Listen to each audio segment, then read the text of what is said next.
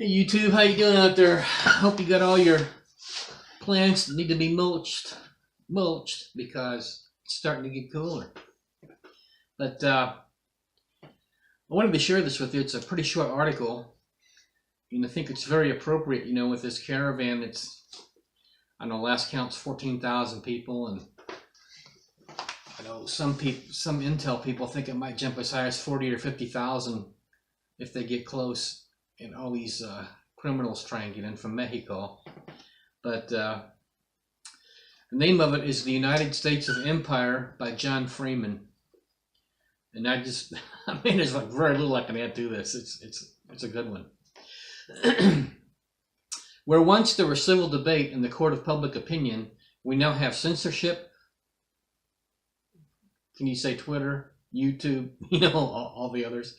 That we have censorship, monopoly, screaming, insults, demonization, and finally the use of force to silence the opposition.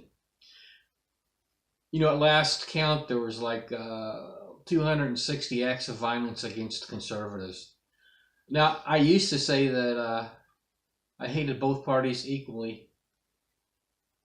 And I ran for it and was elected as a Republican committeeman, you know, and I tried, but I saw how futile it is to make any change. But anyhow, like I said, I used to say I hated both parties equally, but man, these Democrats are off the chain with their special interest groups. So, but they've attacked like 260 Trumpers. So I'll continue on. There is no turning back now. The political extremes are going to war, and you will be dragged into it, even if you consider yourself apolitical. You know, in the Civil War, which wasn't even a civil war, I mean, if you read about it, you have to pick a side. You can't remain neutral. So I'll continue on. There are great pivot points in history, and we've arrived at one. The United States, ruptured by 1,000 grievance groups, torn by shadow agencies, drunk on a gross excess of power, robbed blind by oligarchs and their treasonous henchmen, and decimated by frivolous wars of choice, has finally come to a point where the end begins in earnest. The sinner isn't holding. Indeed, finding a sinner is no longer even conceivable. We are the schizophrenic nation, bound by no societal norms, constrained by no religion, with no shared sense of history, myth, language, art, philosophy, or music. And Webster's 1828 speaks to a nation as having, you know, the same language and united under the same government. And, you know, we're not even united. Half this country doesn't recognize the election. Well, how many times this week did Hillary Clinton get introduced as the real president? Well, she hasn't appointed any real Supreme Court justices. So, you know, we'll see how that goes. There comes a time when hard choices must be made, when it is no longer possible to remain aloof or amused, because the barbarians have arrived at the gate. Indeed, they are here now, and they often look a whole lot like deracinated, conflicted. I had to look up deracinate. It means pulled up by the roots. So let me start over with that. And they often look a whole lot like deracinated, conflicted, yet bellicose fellow Americans, certain of only one thing, and that is they possess rights. Even though they could scarcely form an intelligible sentence explaining exactly what those rights secure or how they came into being. But that isn't necessary from their point of view, you see. All they need is a voice and membership in an approved victim class to enrich themselves at someone else's expense. If you are thinking to yourself right now that this does not describe you, then guess what? The joke's on you, and you are going to be expected to pay the bill. That's someone else's you. In reality, though, who can blame the minions when the elites have their hand in the till as well? In fact, they are even more hostile to reasoned discourse than Black Lives Matter, Occupy Wall Street, or Antifa. Witness the complete meltdown of the privileged classes when President Trump mindly suggested that perhaps our intelligence community isn't to be trusted. Do you think? Comey, McCabe, Rosenstein. I mean, how many of these people are gone now? I think the number at DOJ is and FBI is like 24 or 26. Dave Janda says. Okay. Witnessed the complete meltdown of the privileged classes when President Trump mildly suggested that perhaps our intelligence community isn't to be trusted, which is, after all, a fairly sober assessment when one considers the track record of the CIA, FBI, NSA, BATF, and the other assorted Stasi agencies. You know, the Stasi, I did some reading on that some time ago, and it seemed there were like 10% of the East German population were members of the Stasi. I mean, neighbors are ratting out each other. Well, you know, I got to looking, I was reading something else this morning, and government employees, man, it was like, we have like 24 million government employees. That's federal, state, and local. So, you know, we got, I don't know, man. I don't know where this is going. Burning cop cars are bum rushing the odd Trump supporter. Seems kind of tame in comparison to the weeping and gnashing of the teeth when that hoary old MI6 intelligence vampire was dragged screaming into the light. Yet Trump did not drive a stake into its heart, nor at this point likely can anyone. And that is exactly the point. This is good. We are now Thelma and Louise writ large. We are on cruise control, happily speeding towards the cliff, and few seem to notice that our not-so-distant future involves bankruptcy, totalitarianism, and or nuclear annihilation. And, you know, I'm not, you know, what do I want?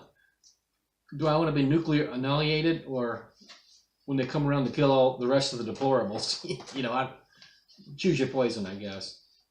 Even though most of us couldn't identify the band, we nonetheless surely live the lyrics of the grassroots. Live for tomorrow and don't, live for today and don't worry about tomorrow.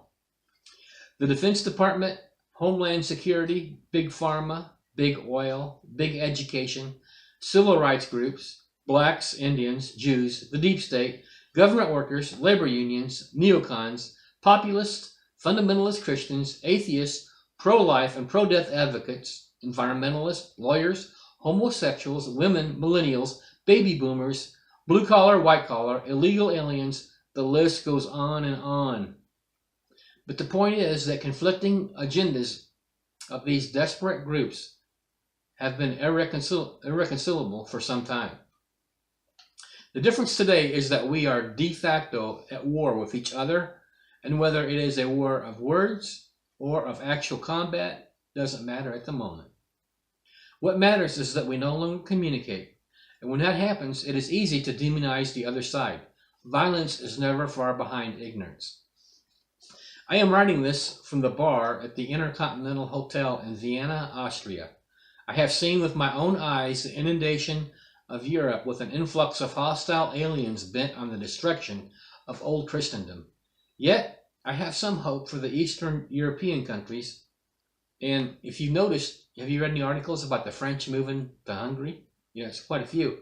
I guess old Macron, the savior, what's his middle name? I can't think of it, but you know, he's not so popular anymore.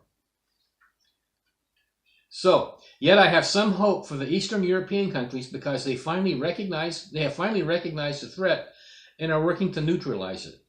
Foreign malcontents can never be successfully integrated into a civilized society because they don't even intend to try.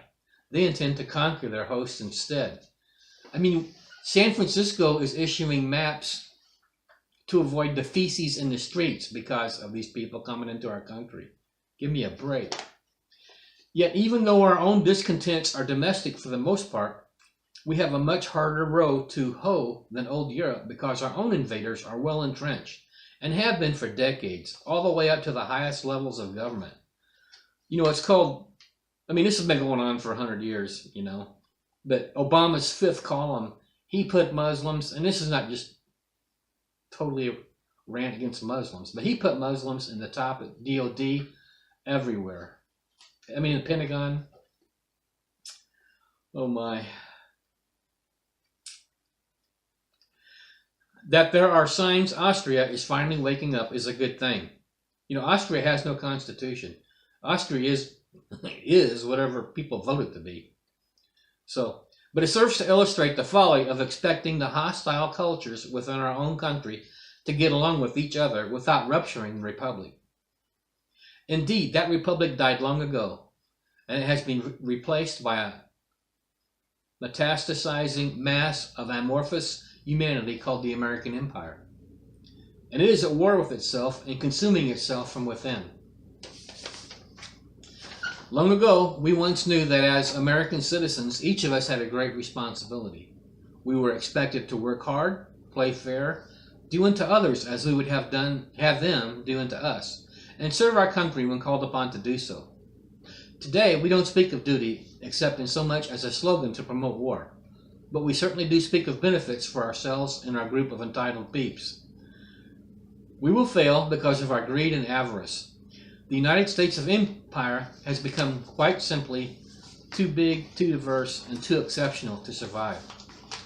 Sir William Glubb wrote The Fate of Empires, and he's recorded, I don't know if it's verbatim his article, but you can find it on YouTube. That's Sir John Glubb, G-L-U-B-B, The Fate of Empires, and he's looked at all the empires, and they get on average 250 years.